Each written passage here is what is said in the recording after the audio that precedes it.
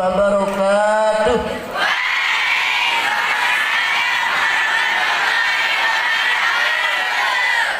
Daun talam di atas niru, ambil ketan pakai pelepah. Jawaban salamnya kurang seru, kelihatannya pada belum nyampah. Alhamdulillah Rabbil Alamin, wassalatu wassalamu ala ashrafil anbiya wal mursalin wa ala alihim wa sahbihim ajma'in, amma ba'd. Yang kita hormati dan muliakan Al-Mukarram Bapak Dr. Fauzan, yang kita hormati dan banggakan Bapak Wakil atau pejabat yang mewakili Pak Gubernur, yaitu Al-Mukarram Bapak Ahsanul Halik. Kemarin saya ditelepon oleh sahabat beliau, juga sahabat saya, namanya Pak Guru Hasan. Dia telepon, saya datang. Tumben saya ketemu dengan Bapak Ahsan, rupanya handsome juga dia.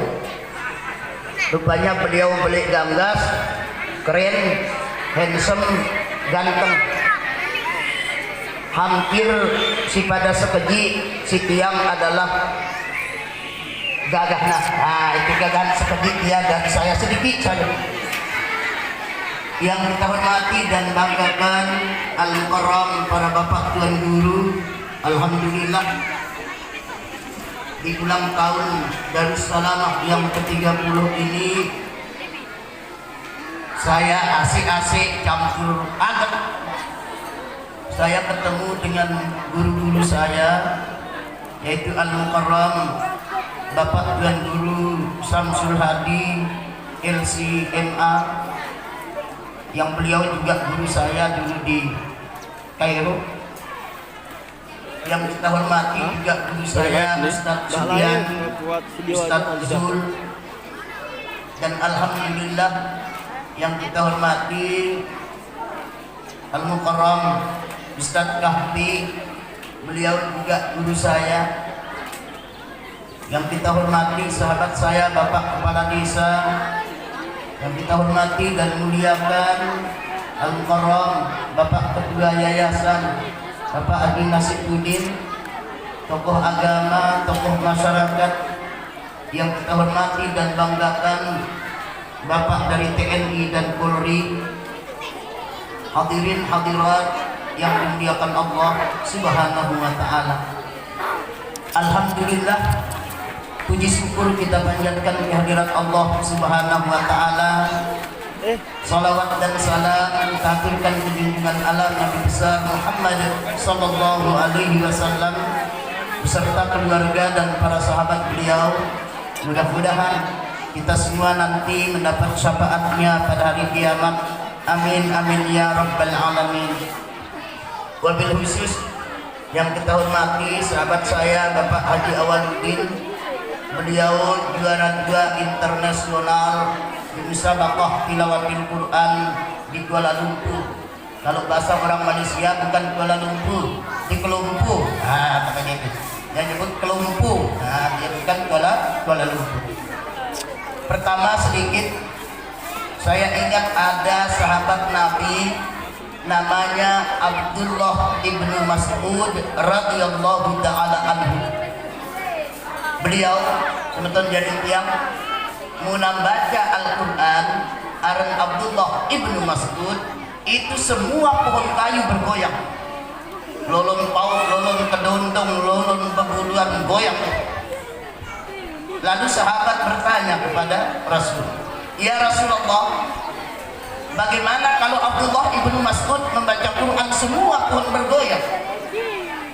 Apa sabda Rasul? Kalau Abdullah ibnu Mas'ud membaca Quran, malaikat banyak yang turun ingin mendengar suara Abdullah ibnu Mas'ud. Ini bedanya kita dengan beliau. Kalau Abdullah ibnu Mas'ud membaca Quran, malaikat turun. Munita baca Quran, jangan malaikat. Batur doang dia mendengarkan. Umbekna bacaan Quran ta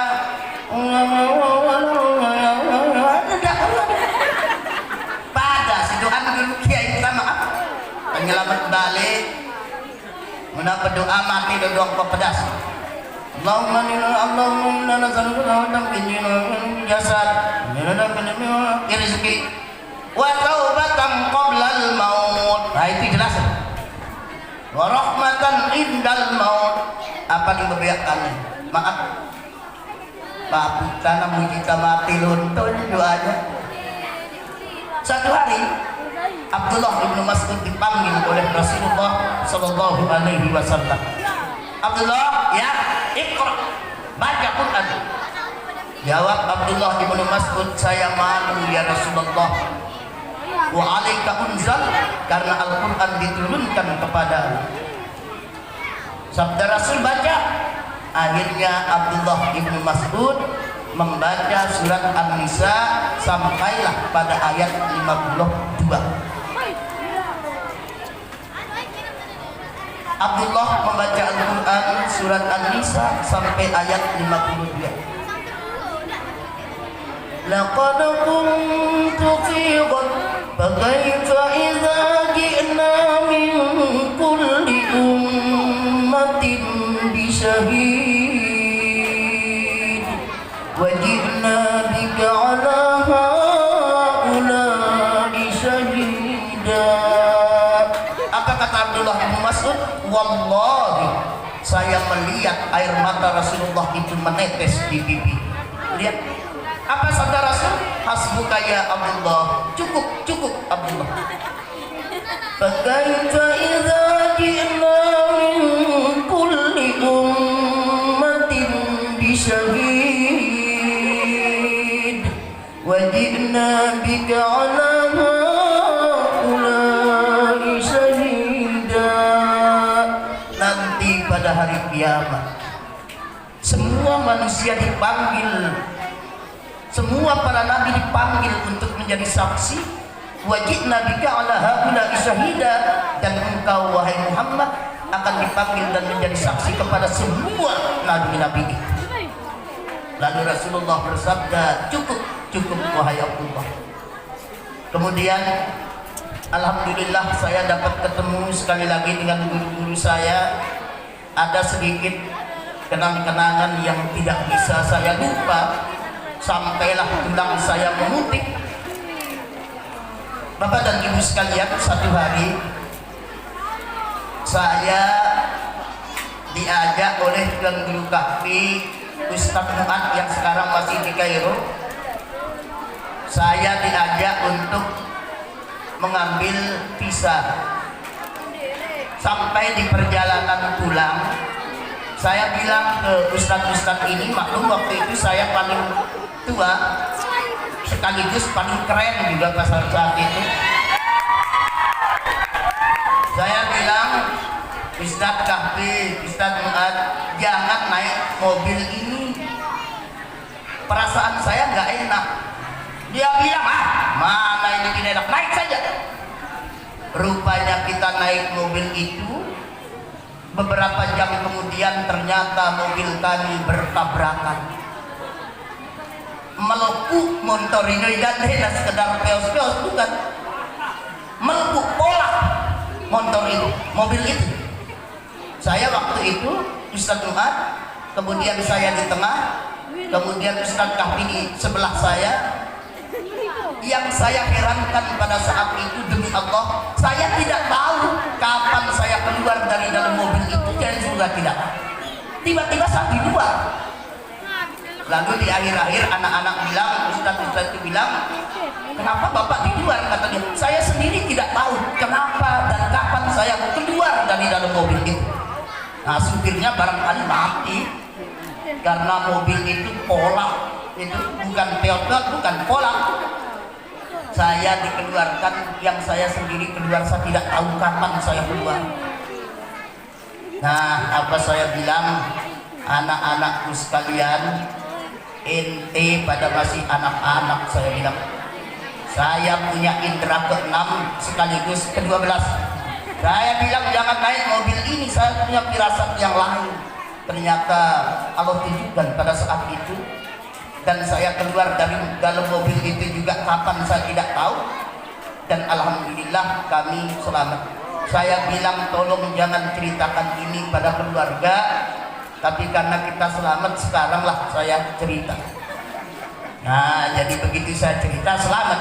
Kalau ada yang polak, ada yang tidak polak, saya nggak cerita. Nah, kemudian tadi Pak Dr. Fauzan berbicara soal pesantren. Dulu pada tahun 1923, tepatnya pada tanggal 4 Maret, runtuhnya kerajaan Turki Utsmani, kemudian naik Mustafa Kemal. Mustafa Kemal naik, tempat zikir dihancurkan, tempat orang beribadah dirusak. Adalah yang dia lupa oleh Mustafa Kemal waktu itu, yaitu menghancurkan pondok pesantren Imam wal Khatib. Disitulah para guru, para masih belajar, mengajar, dan 93 tahun kemudian lahirlah seorang presiden yang hafiz Quran, yaitu Tayyip Erdogan. Dialah alumni dari pondok pesantren Imam wal Khatib itu. Ini kalau kita berbicara soal pesantren. Kemudian Syekh Darwis atau lebih dikenal dengan Kiai Haji Ahmad Dahlan mendirikan Muhammadiyah 1912. Apa pesan beliau? Kalau kalian masuk dalam Muhammadiyah ini, tanyalah hatimu, apakah kau masuk menghidupkan Muhammadiyah atau mencari hidup di Muhammadiyah? Sama dengan di Darussalam. Umurnya sekarang sudah 30 tahun. Tentu banyak hal yang pernah dilalui. Tapi lantaran ini, wah kenalin sedikit. Tadi Bapak Haji Awaluddin membaca Quran. Ya ayyuhalladzina amanu taqullah. Ya ayu ini itu disebut dengan munada. Kemudian haknya disebut dengan hak tambih. Dan ini disebut oleh Allah sebanyak 150 kali di dalam Al-Quran. Kemudian alladzina ini disebut oleh Allah sebanyak 1080 kali. Ya ayyuhalladzina amanu taqullah. Takwa itu disebut oleh Allah sebanyak 115 kali, imbang disebut dengan nafsu. Nah, sehingga di surat Al-Hijr ayat 28, wa idz qala rabbuka lil malaikati inni khaliqun bashar.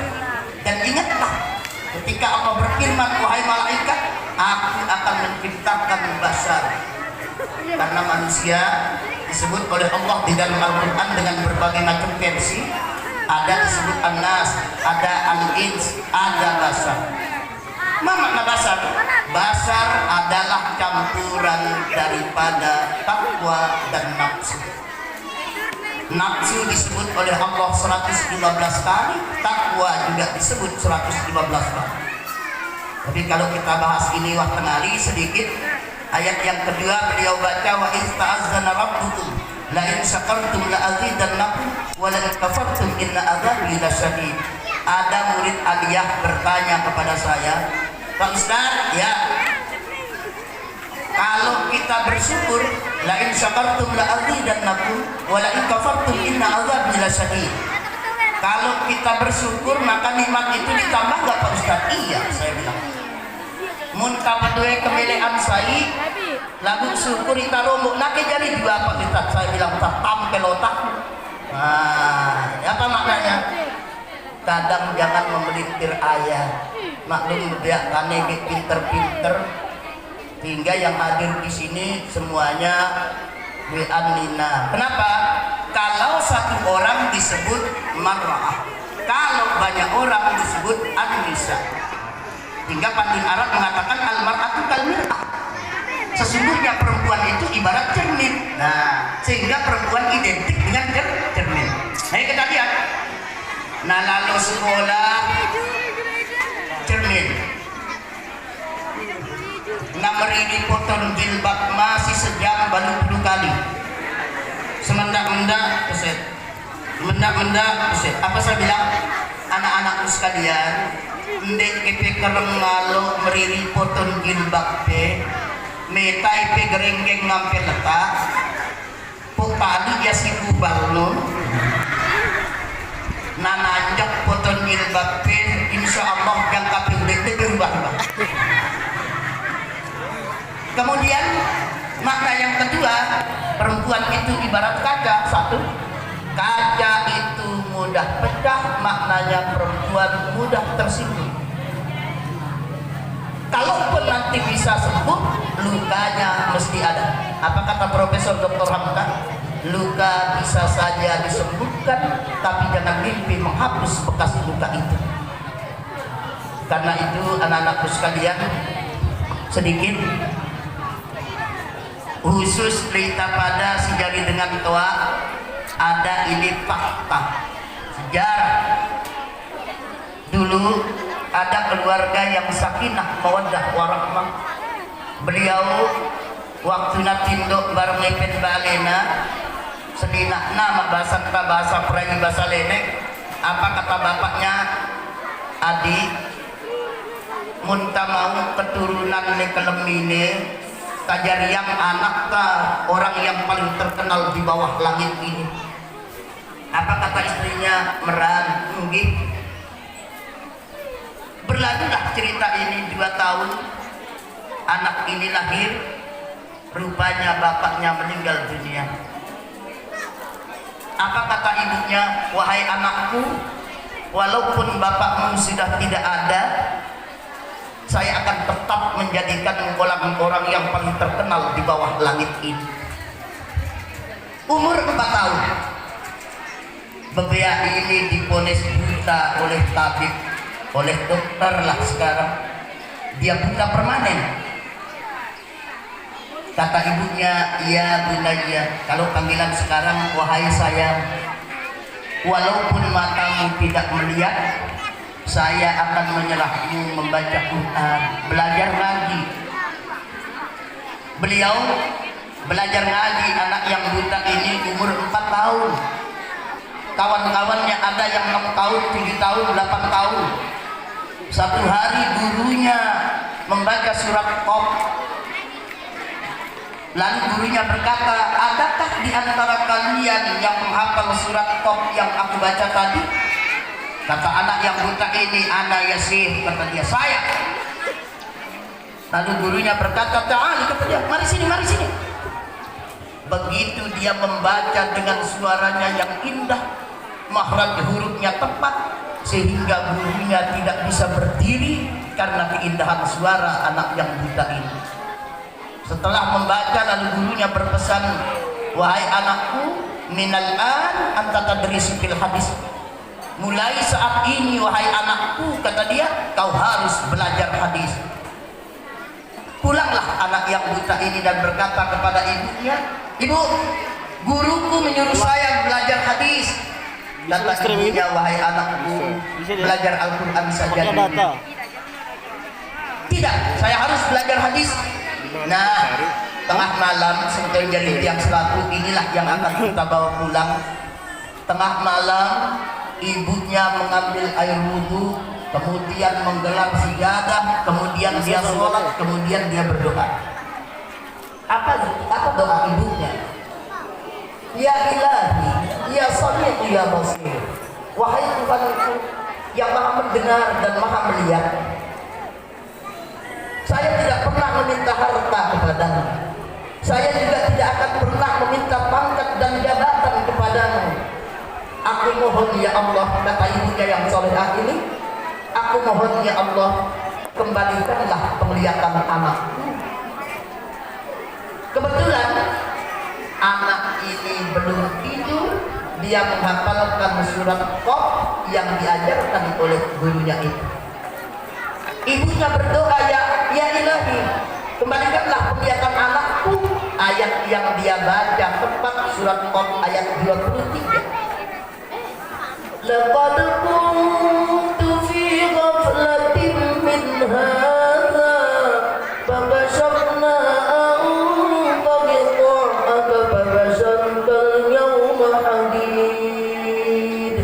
Demi sesungguhnya kami akan kembalikan penglihatanmu setajam-tajam. Ayat ini sebetulnya yang era nakabulang di akhirat. Tetapi kalau Allah menghendaki, Allah juga melakukannya di dunia.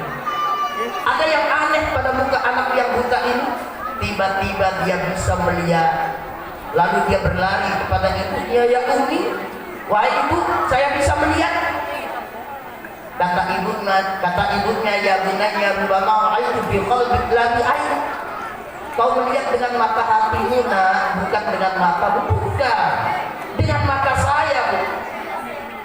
Saling tangisilah ibu yang solihah ini dengan anak yang hebat ini. Siapa anak muda ini? Anak muda ini bernama Muhammad bin Ismail bin Ibrahim bin Mughirah bin Bardisbah. Beliau lahir di desa Jubbah, Kabupaten Bukhara yang sekarang menjadi negara Uzbekistan. Itulah dia Imam Bukhari, periwayat hadis yang paling terkenal di bawah langit ini. Karena itu, anak-anakku sekalian, kita pada sejadi dengan doa muntawlek lekan bebe doa anakta nanti selamat anakta ulun anakta, ya Allah mudah-mudahan terjadi dengan saleh. Ayo kita doa begitu. Kadang kita doa kita macam-macam, kadang-kadang mudah-mudahan anak kita tetap sehat, becat becat kepiatan Malaysia, kami belik sampai mental mau perak, ngapain berdoa seperti itu? Nah, hadirin yang dimuliakan Allah Subhanahu wa taala, kadang-kadang kemarin saya alhamdulillah diberikan hadiah oleh Pak Bupati, saya dapat pergi umrah. Nah, begitu sampai saya di Mekah, saya diambil oleh sahabat saya namanya Dr. Musaddad. Beliau penerjemah khutbah Masjidil Haram. Beliaulah yang memberikan saya jubah ini. Dan ini pertama kali saya pakai jubah.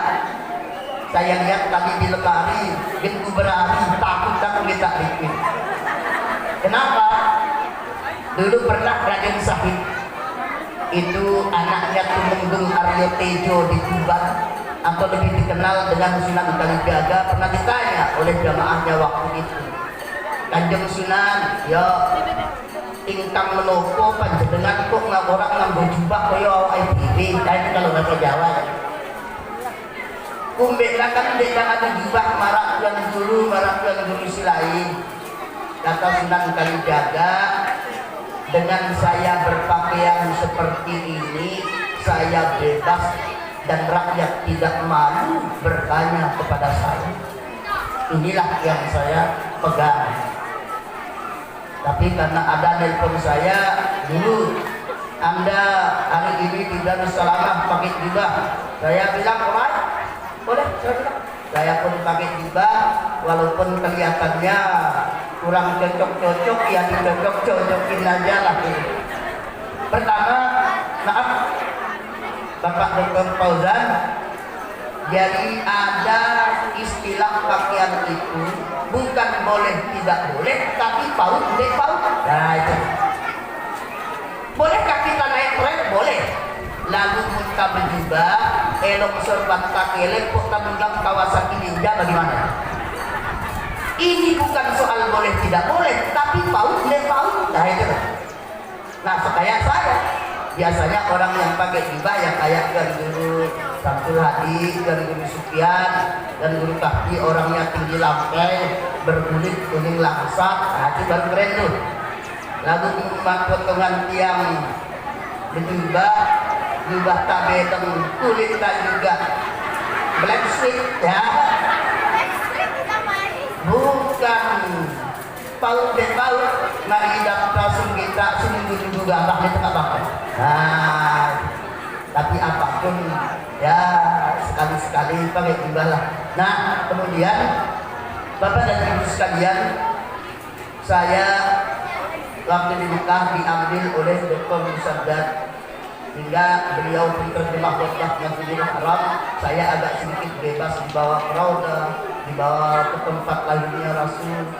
Nah di situ saya ingat perjalanan saya, karena saya juga ada tugas itu setiap minggu keempat, setiap hari Jumat saya ada tugas di lapas, di penjara di Selong. Nah, sehingga saya ingat juga waktu saya di penjara, Pak. Karena saya juga sudah di penjara di Malaysia, itu juga tempat saya di penjara di Pekan Nanas 2 bulan 10 hari. Kemudian pindah ke Langkah Perak, saya juga di penjara 2 bulan 10 hari. Pulang ke Sumatera, saya jadi tukang tarik kayu bala kurang lebih 1 tahun. Nah, sehingga waktu saya mau beli setowek. Nah, kemudian saya juga pernah jadi tukang jual nanas. Saya juga pernah jadi pengamen. Nah, saya ngamen dulu di Sumatera. Kawan saya namanya Burhanuddin Sibrani. Dia tukang pukul begesek, saya tukang nyanyi. Nah, kalau nasib kita baik, ya sadiknya kita kepeng. Kadang-kadang nganita dengan nyanyi, dia demen nangita. Sama dia ayo, ya gitu. Bahasa Batak. Coba datang kalau, golek ya itu kalau bahasa kita.